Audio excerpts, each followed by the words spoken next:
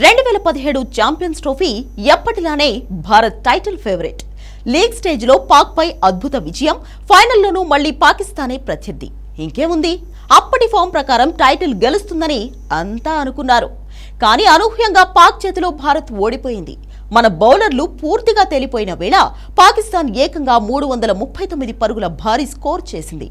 చేసింగ్లో ఈసారి బ్యాటర్లు కూడా చేతులెత్తేయడంతో టీమిండియా 158 పరుగులకే కుప్పకూలింది. దీంతో ఛాంపియన్స్ ట్రోఫీ టైటిల్కు పాక్ అడ్డుపడింది.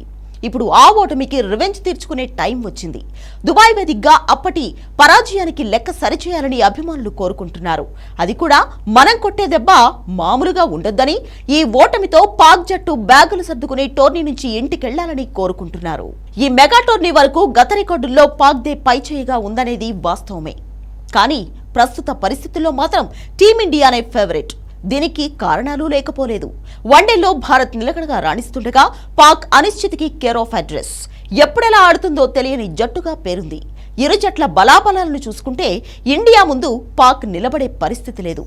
పాకిస్తాన్ తన సొంత గడ్డపై ఆడిన గత 4 వన్డేల్లో 3 ఓడిపోయింది. ఛాంపియన్స్ ట్రోఫీలో న్యూజిలాండ్తో జరిగిన తొలి మ్యాచ్లో ఓడిపోయే ముందు పాకిస్తాన్ ట్రై సిరీస్ ఫైనల్లో కివీస్ జట్టు చేతిలో కూడా పరాజయం పాలైంది.